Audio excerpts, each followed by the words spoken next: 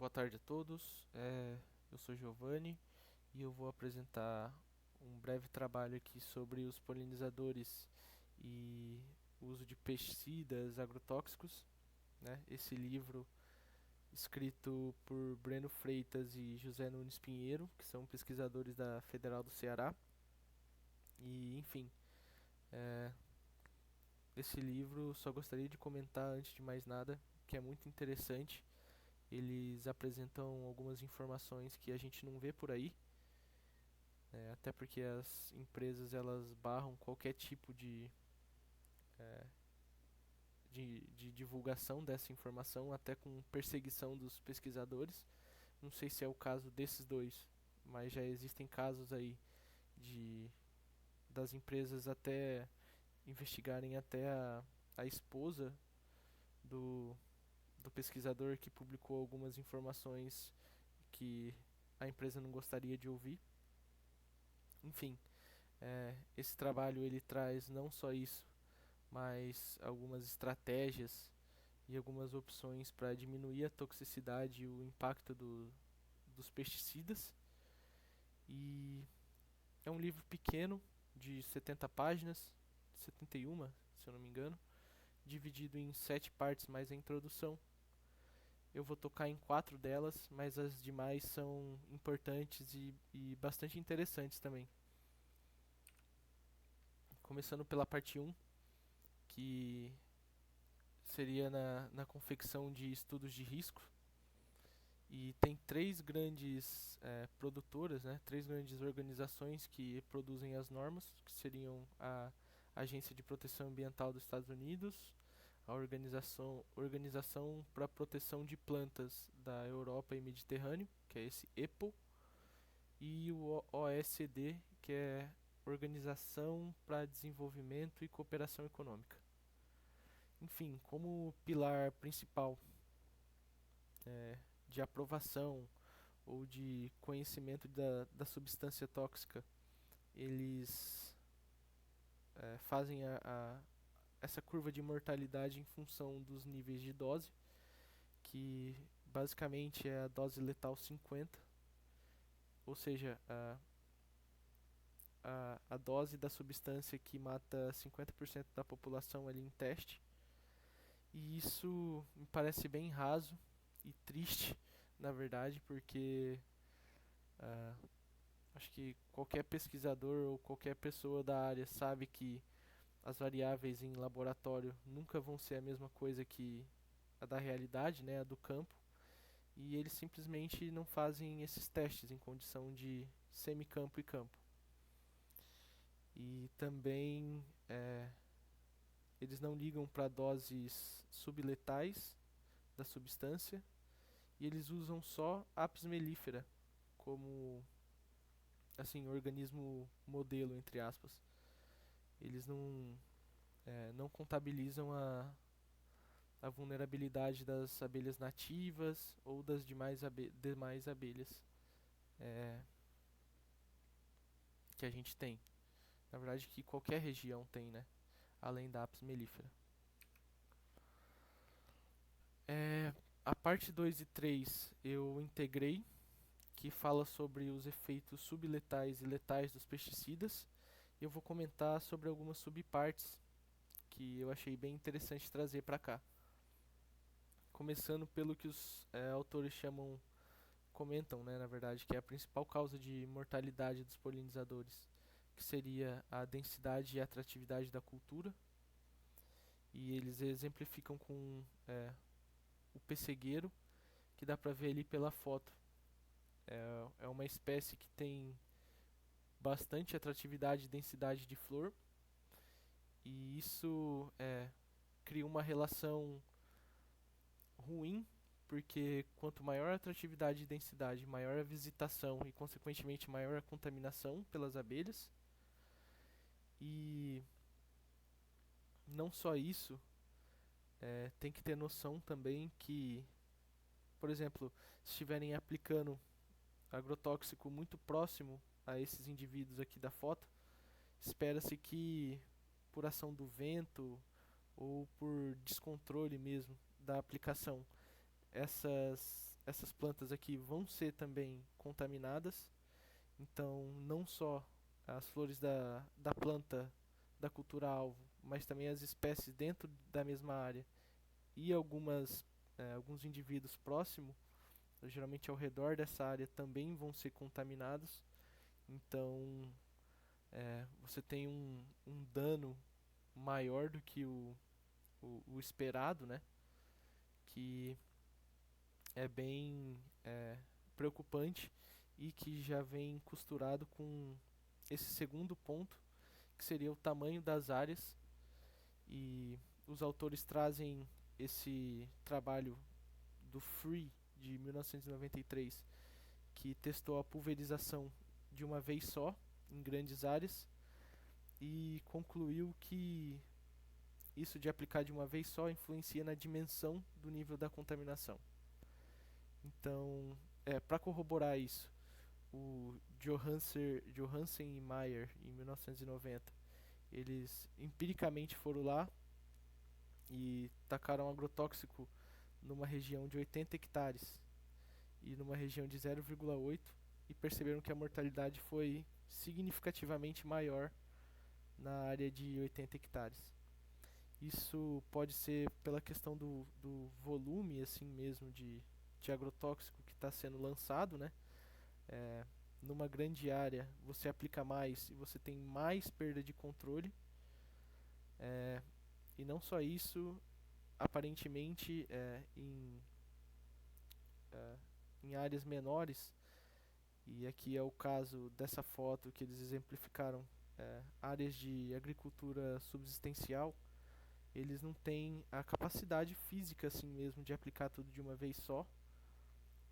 E esse uso racional, assim, de aplicar uma parte e depois aplicar na outra, já dá meio que o tempo é, de recarga para disponibilidade das primeiras flores ali, né? Enquanto uma estava indisponível, tinha outra disponível, e quando a segunda ficou indisponível, a primeira já estava disponível para polinização de novo.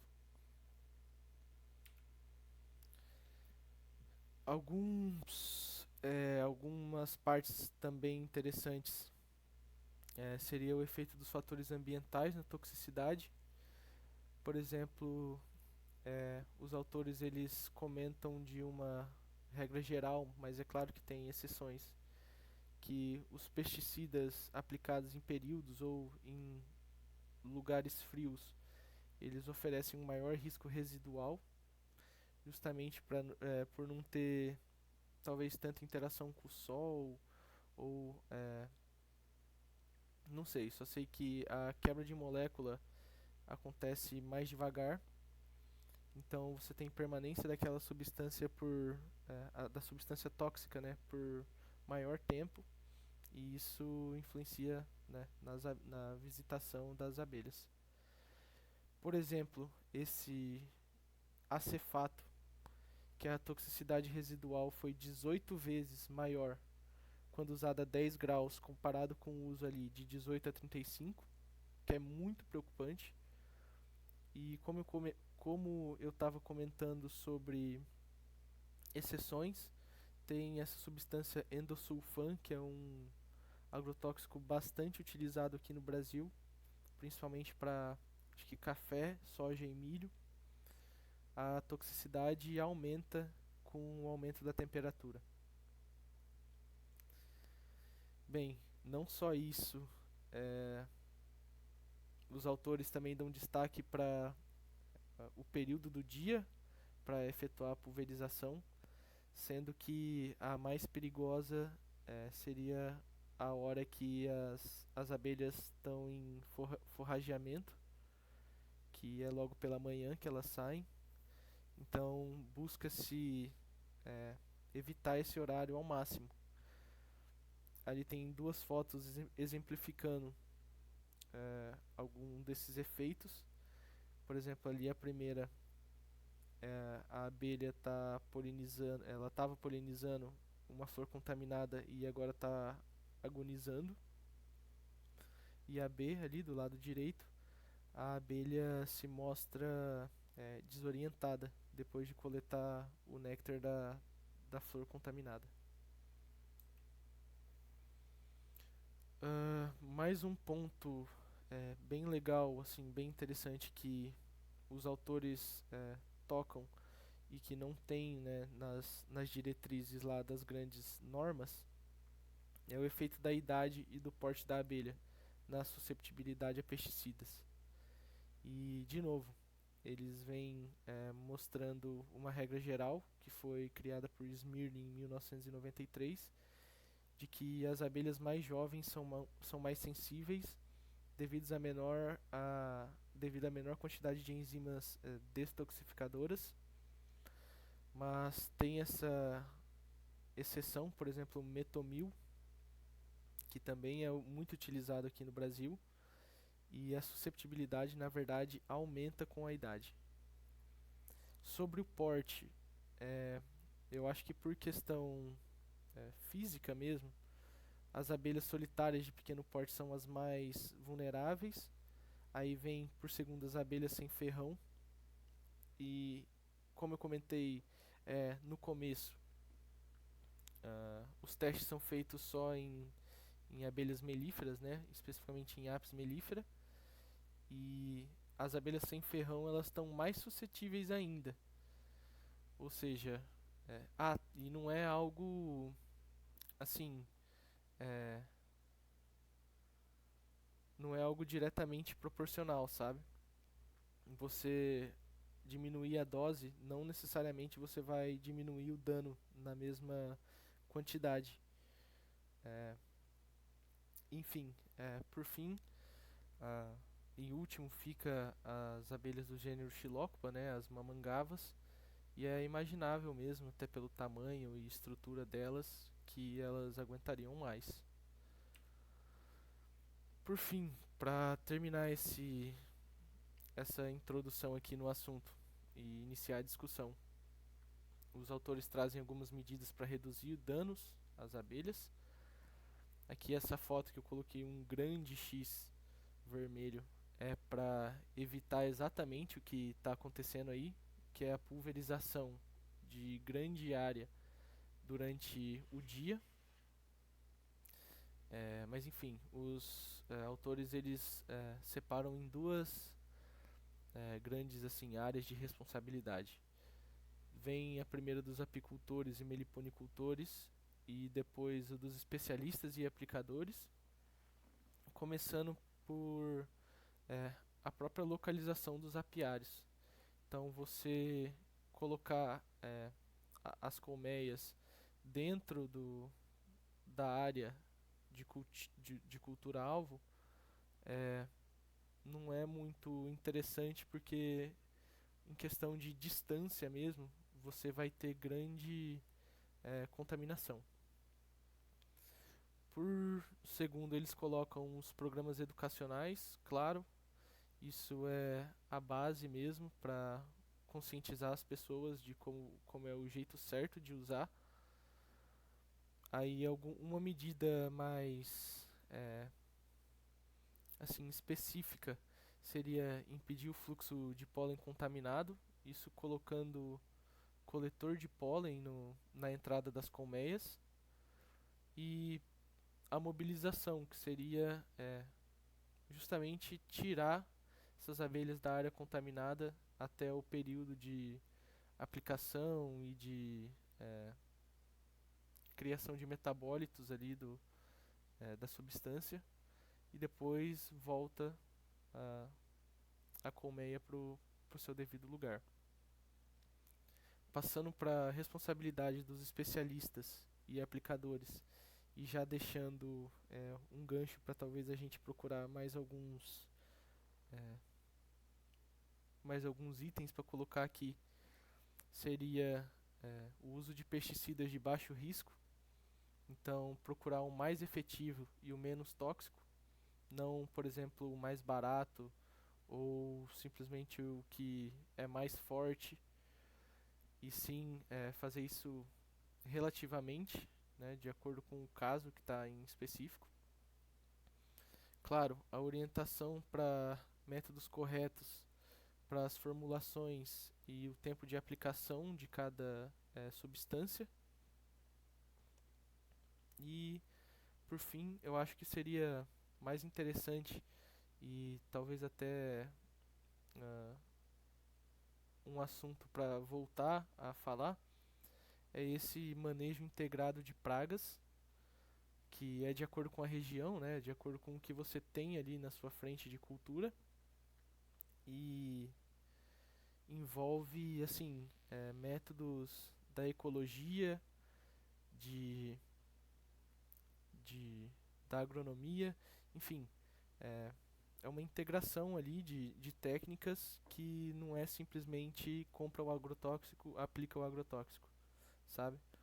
Eles fazem até um cálculo de a partir de quanto meio que a praga vai te dar danos econômicos. E se não atingir tal nível, para que utilizar o agrotóxico, sabe? Você pode ter uma pequena perda ali. Não tem, pelo menos é isso que eu entendi, não tem grande problema, né? A partir de certo nível que se torna preocupante. E na verdade a gente sabe que é, a aplicação de agrotóxico é a coisa mais ignorante assim que tem, sabe? Se for para destruir, vai destruir completamente com o uso de agrotóxico, né? Enfim, é, isso aqui foi uma breve introdução, mas eu chamo todos para lerem esse livro, porque é muito interessante e talvez até ter uma discussão mais enriquecedora, porque eh, os autores apresentam diversos casos específicos e como eu mostrei, regras para exceções para certas regras. Enfim, isso aqui é uma área que a gente tem que ir atrás de buscar conhecimento e divulgar o conhecimento, porque a gente está vendo sendo destruído, né, acabando com uma parte dos polinizadores na nossa frente, assim, enquanto a gente consome os produtos. Enfim, é isso, obrigado e até mais.